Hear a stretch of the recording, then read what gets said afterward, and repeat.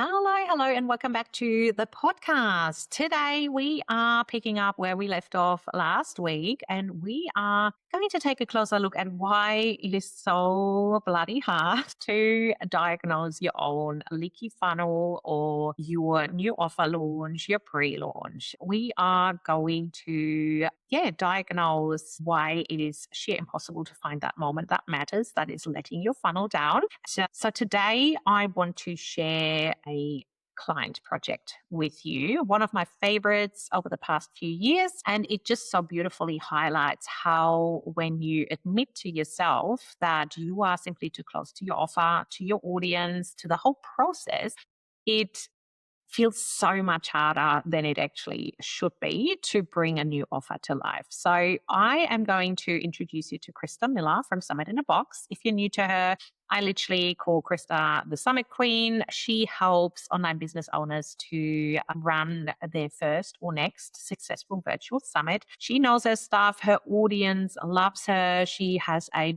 big community of loyal fans around her.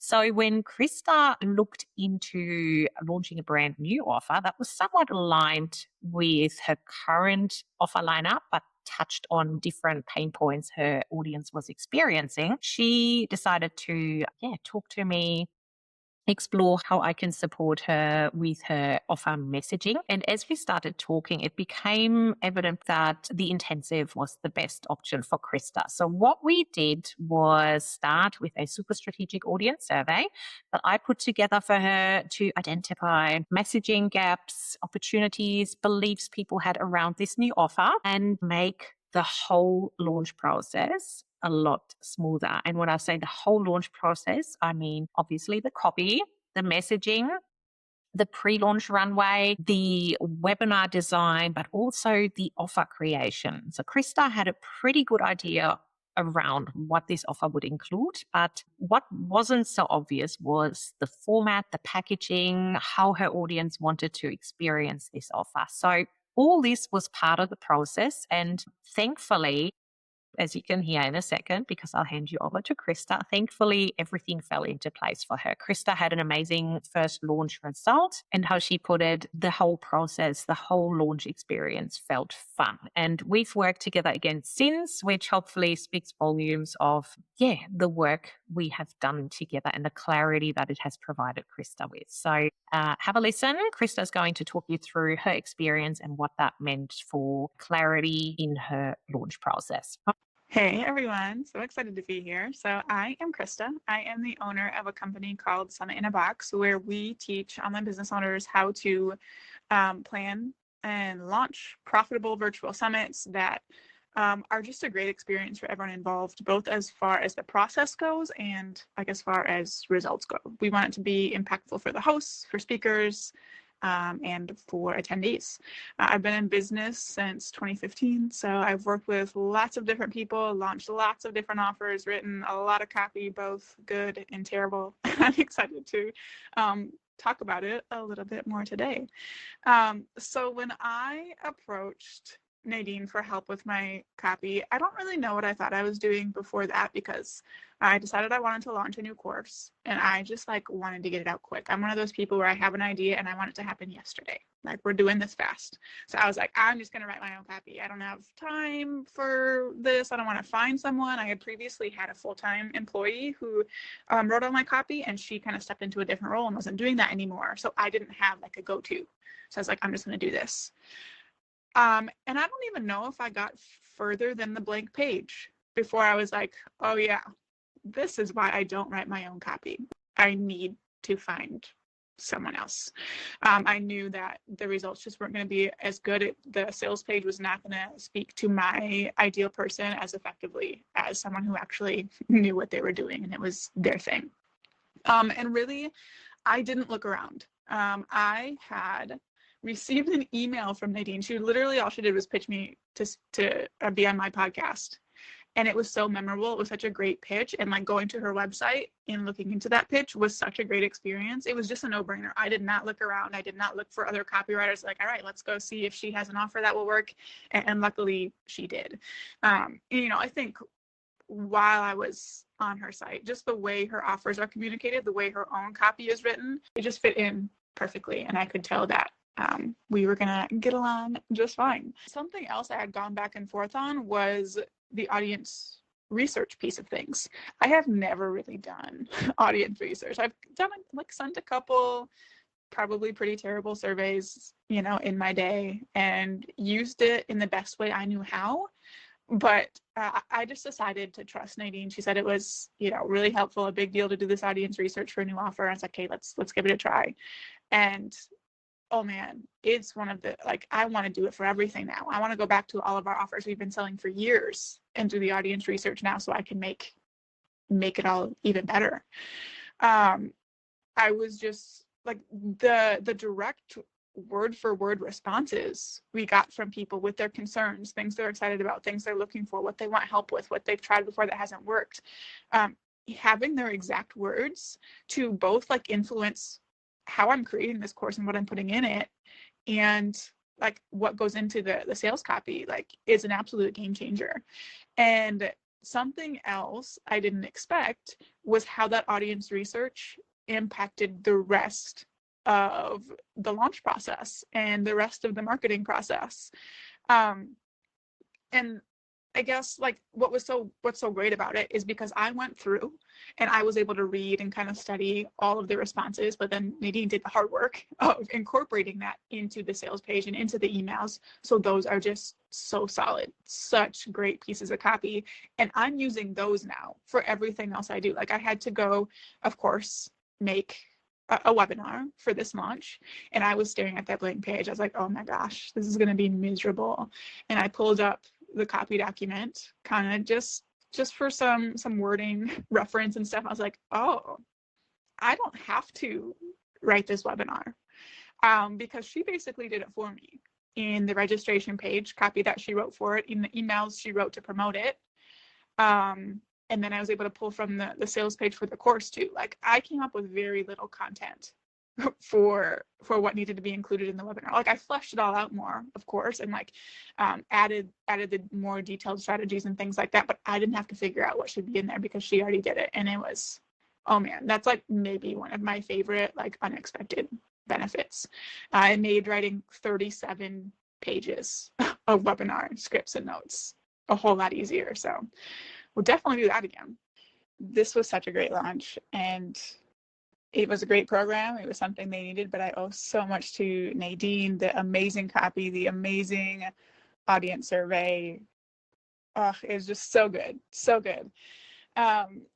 So starting with numbers from the webinar registration page that Nadine wrote converted at 85% for our warm audience, which is wild, and converted at 50% for Facebook ads. That's for a webinar. That's just unheard of and wild and so good. I love it so much. The webinar itself, which I outlined based on Nadine's copy and the audience survey, converted at 20% for live attendees and then 10% total. Didn't even know those numbers happened with webinars anymore.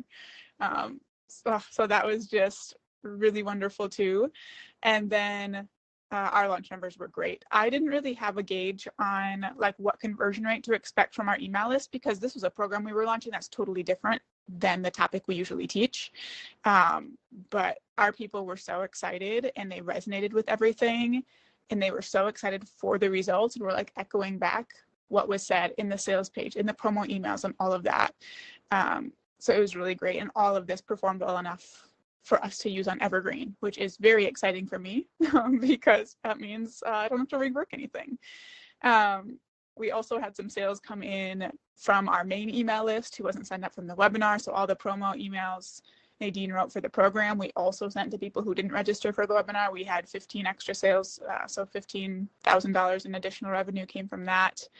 And like just something else that stands out for me, apart from the numbers, is that this launch felt fun. And if I was the one working on all that copy, it would have been getting done like the day beforehand. It wouldn't have been good. The results would have been way less. Like, the launch would not have been able to be fun. So I'm just excited to start the next thing now and let it be fun again and see what else Nadine and I can do together. And man, this is a great experience. All right. Wasn't that amazing? What I loved most about Krista's account is not only did obviously working with me make the launch a lot easier, but it made everything fall into place. Obviously, the results were amazing. She smashed her goals out of the park, but the whole process felt fun and it gave her tools and strategies to turn this offer into a success story without ever having run it. Because we talked to her people, we went straight to the source and gave her everything to make the pre-launch, the launch, and the offer design a breeze. And I just want to call out at this point that admitting to yourself that you need an objective perspective, someone else to come in and do the groundwork for you, doesn't mean you're lacking skills or experience. Krista had at that point a whole bunch of successful launches under her belt. Her offers were working. She knew how to launch, but some of the most experienced business owners I work with still have blind spots because that experience that comes with successful launches builds assumptions that, going through the motions, repeating what you've done previously is going to work for a new offer as well. And often it doesn't. So when you've been in business for years, you start filling in those gaps and you start assuming that you know what your audience wants to hear because, they're the same people, slightly different offer, same thing, right? But hearing something once or twice is not the same thing as actually checking it against whether that is true for your audience in this instance and in relation to this offer as well. Your customers don't have your context and they don't know what you're assuming about them. What they do is they experience the result of that assumption. And if that assumption is off, your whole launch and your whole offer simply won't tick all the boxes. So what does being an objective observer actually mean? So I came in as someone who knew of Krista, who knew of her existing offers, who is an online business owner as well. So I had some insights, but I looked at her business and her offer and her audience from the outside. That was the genuinely valuable piece in this puzzle. As an objective observer, I wasn't smarter than Krista when it came to her offer and what she's delivering, but I removed the assumptions from the equation and I unpacked patterns. I uncovered messaging gaps. So things that are so hard to see as someone who has worked in a business, for 10 years. So what I could do is take the survey responses and what Krista's audience was telling us and look at it without preconceived assumptions and without lining it up with what I thought was true about Krista's audience. And that's exactly what surveying her audience did for the project, for the offer creation, for the pre-launch plan, and for the messaging. It replaced assumptions with actual data, and that data shaped every single piece of the launch that followed. As Krista said, the webinar produced itself. The messages in the pre-launch emails hit home. The conversion rate was so high for that landing page because it spoke to the core of what her audience was experiencing at the time. I want to be honest with you at this point here because admitting to yourself that you need an objective perspective and that you need to hand this pre-work over to someone is a lot less about tactics, but it's more about being willing to admit to yourself that you simply can't see your blind spots. And it takes a level of humility, which can be hard, particularly when this is the first time that you're inviting an objective perspective into your business and into your processes. If you are someone who for the past 10 years has been soldiering on yourself, who has been diagnosing your own funnels, this process takes a little bit of work, admitting to yourself that now is the time to hand over your customer journey or your offer design, your audience research to someone else. And while it is a collaborative process of obviously that execution and that analysis piece and actually being able to listen to what the objective observer, in this case me, is telling you, that definitely comes with humility and a learning curve. And while it's tempting to think that success means you figured it out, like in Krista's instance, she knows how to launch, she knows how to run courses, how to bring things to life. But success in one offer doesn't automatically mean it transfers to clarity for that next step, whatever the next step is in your business. And the willingness to say, I'm too close to this, I need an outsider's perspective, is a business skill that definitely is worth acquiring. So where to from here? If you listen to Krista and myself and you have realized that you potentially are at the point where you need an objective perspective, I have two options for you that touch on this deep work that I was doing with Krista as part of this project. So if you want to hand it all over to someone like Krista did and have me do the groundwork for you, we can do that together inside the intensive, which is my 360-degree view of your offer. We are going to start with deep audience research. I'm going to uncover the gaps for you, the opportunities, the beliefs that need to be shifted, everything that we uncovered for Krista. And I'm going to give you all the moving pieces that need to fall into place for that customer journey to gel and come together beautifully. So that is in a done for you capacity. If you are someone who likes to DIY, but you still want to have that strategic piece to come before you executing, or you already have the moving pieces in place and you know it's simply not working, we can do that together inside the incubator, where you get access to me one-on-one on an ongoing basis via Boxer. It includes customer journey audits and brand touchpoint critiques.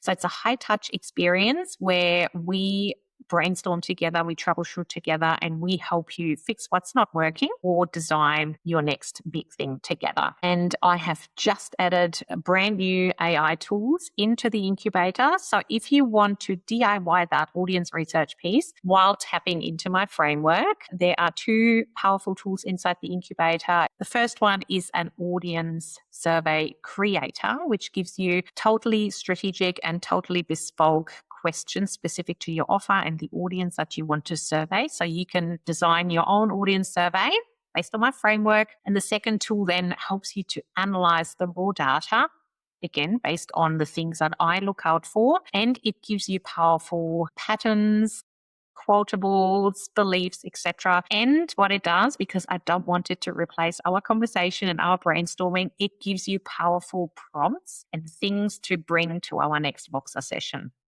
So while you're doing the groundwork yourself, we are then going to take what you find, brainstorm together, and go through that process so you can DIY your own messaging, your own webinar, etc., with strategic groundwork that goes before it. So yeah, if any of this resonates with you, if you're not quite sure where to start, please reach out, DM me on Instagram or send me a quick email, and we can go from there. We'll be continuing this customer journey theme in next week's episode. Thank you so much for tuning in this week. Hopefully this has been eye-opening for you if you are stuck in the rut of assumptions, and it has given you permission to invite a different perspective into your business, and it's shown you the power of doing just that. I will be back in your AirPods next week.